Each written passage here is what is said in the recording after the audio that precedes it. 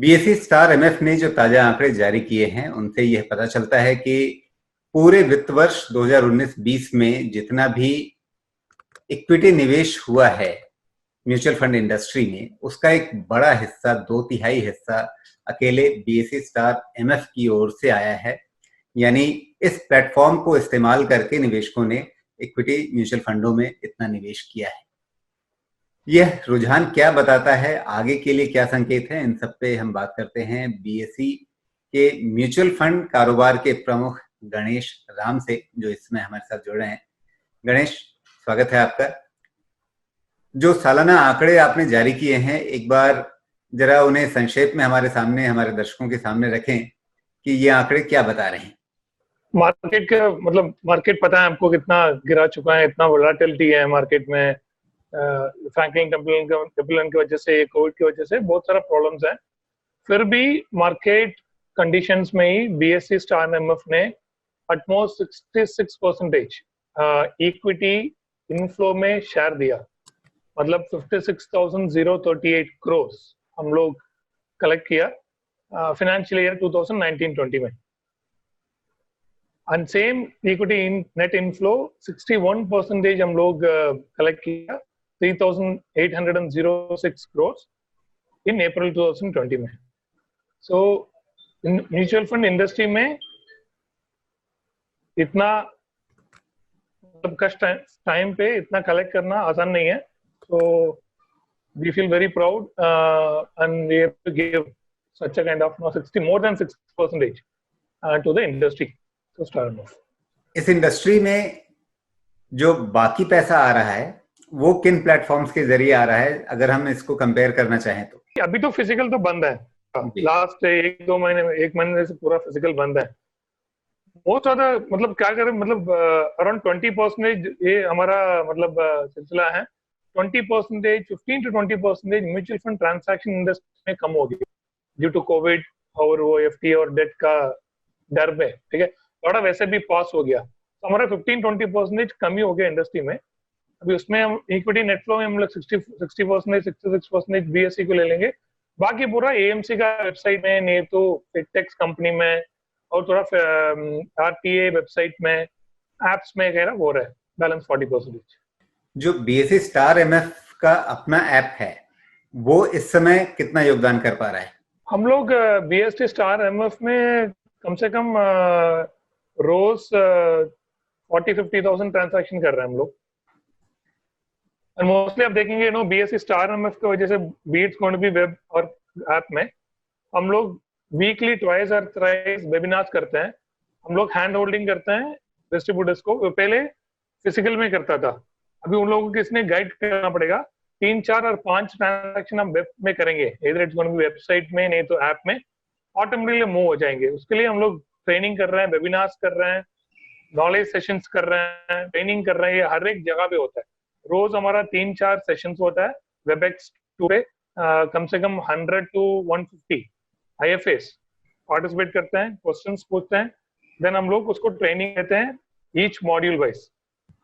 तो लोग किसने फिजिकल किया, अभी तो नेक्स्ट 1-2 महीने का कुछ चांस ही नहीं है कुछ फिजिकल करने का, ऑप्शन ही नहीं है, तो उन लोगों को मूव कर रहे हैं। सो ऐप भी अच्छा परफॉर्म कर रहा है, वेब भी परफॉर्म कर रहा है। बट हमारा ऐप किसी ने यूज किया, 3-4 ट्रांजैक्शन नहीं है, वो बाद में वो ऐप छोड़ के नहीं जाएगा। बस 3 टैप में आपका क्लाइंट वगैरह, क्लाइंट कोड वगैरह अपलोड हो गया, 3 टैप ऑफ बटन में आपको ट्रांजैक्शन खत्म कर सकते हैं। इतना आसान है। जैसे आपने बताया ये बहुत आसान है, और दूसरी तरफ इस समय चूंकि कोविड-19 की जो स्थितियां हैं उसके चलते सभी लोग, लगभग सारे लोग अपने घरों में ही हैं, तो ऐसे में डिजिटल ट्रांजैक्शन की तरफ लोगों का रुझान ज्यादा बढ़ना चाहिए था। लेकिन जो मंथली टर्नओवर के आंकड़े आपने दिए हैं उसमें ये दिखता है कि मार्च 2020 के कंपैरिजन में अप्रैल 2020 में जो टर्नओवर है, मंथली टर्नओवर, वो 9%, 9% नीचे आया है। तो इस कमी के पीछे आप क्या देख रहे हैं? तो वही मैं पहले बताया आपको, इंडस्ट्री में 15-20% कम हो गया transaction. Lot of SIP pause हो गया। मतलब मैं भी, मेरा एसआईपी है, बट मैं 3-4 महीने के लिए अब एएमसीज देखेंगे, पॉज करने के लिए ऑप्शन देते हैं। तो मैं पता नहीं वोलेटाइल कितना हो सकता है, इतना भी एडवाइजर बोलता है इन्वेस्टर को अपने पास डेटा रहेगा, पैनिक रहेगा, तो फिर भी हम लोग 9% डिक्लाइन है, बट इंडस्ट्री लेवल में 15 to 20% डिक्लाइन है नंबर ऑफ ट्रांजैक्शन में। ये अभी नेक्स्ट 2-3 महीने में चलेगा ऐसे। मतलब अभी तो पूरा कंफ्यूजन है, पैनिक है, क्या होने वाला है, पर्टिकुलरली एफटी का चक्कर में पैनिक ज्यादा हो गया। तो नेक्स्ट 2-3 महीने में how the market is going to perform, इसके वजह से मतलब वो कम होगा। नेक्स्ट 2-3 महीने भी और भी कम हो सकता है। जो नेट इक्विटी इनफ्लो अप्रैल के लिए देखें और ग्रॉस इक्विटी इनफ्लो देखें तो उसमें दोनों की डायरेक्शन थोड़ी अलग दिख रही है, क्योंकि नेट इक्विटी इनफ्लो अप्रैल में 43%, 43% बढ़ गया है। ग्रॉस इक्विटी इनफ्लो देखें तो वो 13% घटा है। तो ये दोनों डायरेक्शन अलग क्यों हो गई इनकी? Good question. हमको भी सोच रहे हैं, see if you look at March month में देखेंगे आप, रिडम्पशन बहुत ज्यादा था, ठीक है। लिक्विड में भी देखेंगे आप, डेट में भी देखेंगे और इक्विटी में भी देखेंगे। बट अप्रैल में आप देखेंगे लिक्विड और डेट में, ऑब्वियसली डेट की वजह से no due to FT and all ज्यादा ही हो गया, तो ये थोड़ा मतलब स्पीड है। बट वही है, सो इन्वेस्टर्स और एडवाइजर को कौन सा दिशा में जाना है, क्या करना है, there's no concrete evidence, because हर एक दिन मार्केट गिर रहा है, स्टॉक्स प्राइस गिर रहा है, पैनिक है। तो ये 2-3 महीने में आप देखेंगे नो, नेक्स्ट मंथ हो सकता है, ये मई मंथ में अभी आप आजकल हम देख रहे हैं कम से कम अराउंड 6 to 8% कम है हमारा number of inflows compare two month of April. 11th में देखेंगे आप अराउंड 68% है। तो ये थोड़ा डिफरेंशिएशन होता रहता है, depends upon the investor preferences, investor को क्या डेटा है। Lot of data available in Google now, वो कौन सा पढ़ता है, क्या बोलता है एडवाइजर्स को। एंड दूसरा और एक इम्पोर्टेंट बात है, डायरेक्ट इन्वेस्टमेंट भी आप आज कैफे म्यूचुअल का आर्टिकल देखेंगे आप, they are saying around 45% direct में आता है, मतलब in the last 3 months। So direct में, even I am direct investor since 1999। Direct investment में क्या होता है, वो इन्वेस्टर थोड़ा पैनिक हो जाता है, बिकॉज एडवाइजर नहीं है कोई बात करने का और एडवाइस देने के लिए। तो नॉर्मली रिडम्पशंस 60% भी जा सकता है डायरेक्ट में, बिकॉज इन्वेस्टर को कुछ डेटा है, वो इंटरनेट में डेटा देखेगा, मार्केट गिर गया तो रिडम्पशन करेगा। तो ये थोड़ा सीख, मतलब this data between gross and net थोड़ा स्पीड रहेगा नेक्स्ट 2-3 महीने के लिए, इट्स माय व्यू।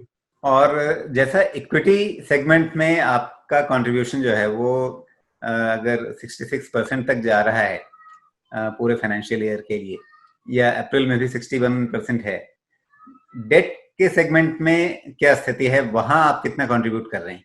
एमफिन लेवल में भी डेटा नहीं मिला, तो हम लोग वो कंपेयर करना है। इक्विटी का डेटा आया, सो इसलिए हम लोग कंपेयर किया, बट डेट में भी, डेट और लिक्विड में हम लोग कंपेयर नहीं किया, अभी कंपेयर करके देना है। कंपैरेटिव फिगर्स नहीं है, लेकिन कुल मिलाकर के जो आपका कंट्रीब्यूशन है, मार्केट शेयर है, उसके बारे में आप क्या कहना चाहिए? मार्केट शेयर हमेशा हमारा तो 30% के ऊपर ही रहेगा जी। 1/3 हम तो रहेगा। अभी ये मतलब इस सीजन में हमको देखना है, because equity is quite different compare to debt and liquid. तो और 2 महीने के बाद देखेंगे, BSE is also going to start direct investment for corporates, मतलब companies can start investing directly with BSE. Normally बहुत सारा कंपनीज हैं, उन लोगों के पास बहुत ट्रेजरी का पैसा रहता है, वो लिक्विड और ओवरनाइट फंड में डालता है।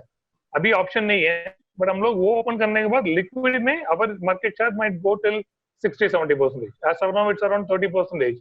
तो 2-3 महीने में उन लोग ओपन कर देंगे इंस्टीट्यूशन को, भी वो भी इंक्लूड हो जाएगा। बिकॉज आप एमएफयू आज देखेंगे, एमएफयू में आपका लिक्विड का पोर्शन ज्यादा रहता है, इसकी वजह से, because MFU allows the corporates and companies to invest, which exchanges like NSE and BSE got the approval just a month before from SEBI।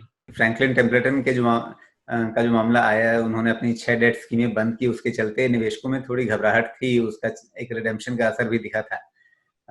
बाद में एमफी ने एक आंकड़ा जारी किया कि वो रिडेम्पशन प्रेशर थोड़ा कम हुआ है, लेकिन आपके पास तो रोज रोज के आंकड़े पहुंच रहे होंगे, क्या स्थिति दिख रही है इसमें? रिडेम्पशन में थोड़ा ज्यादा ही दिख रहा है हम लोगों को। एमफी ने मतलब इश्यू किया, देयर इज मतलब कम हुआ करके, बट पैनिक तो है, रोज तो रिडेम्पशंस आता है, बट कंपैरेटिवली कम हो गया, मतलब इतना डिफरेंस नहीं है। मतलब अप्रैल में था और मार्च और अप्रैल में था, अभी मई में थोड़ा कम दिख रहा है, बट फिर भी रिडेम्पशंस रिक्वेस्ट तो आता हो रहा है। क्या ये रिडेम्पशन पूरी कैटेगरी में है डेट सेगमेंट में, या डेट सेगमेंट के अंदर भी कुछ खास कैटेगरी के अंदर, जैसे क्रेडिट रिस्क के अंदर ही है, या पूरे डेट सेगमेंट में इक्विटी आपको पैनिक दिख रहा है? इक्विटी के अलावा दोनों डेट में और लिक्विड में है। इक्विटी से स्विच करके लिक्विड में चले जाते हैं इन्वेस्टर, और उधर से 1 महीने और 2 हफ्ते के बाद रिडम्पशन कर लेते हैं। सो डेट एंड लिक्विड में ज्यादा ही दिख रहा है, इक्विटी में थोड़ा कम है। गणेश, इन सारी बातों को हमारे दर्शकों के साथ साझा करने के लिए आपका बहुत बहुत धन्यवाद। आपने समय निकाला।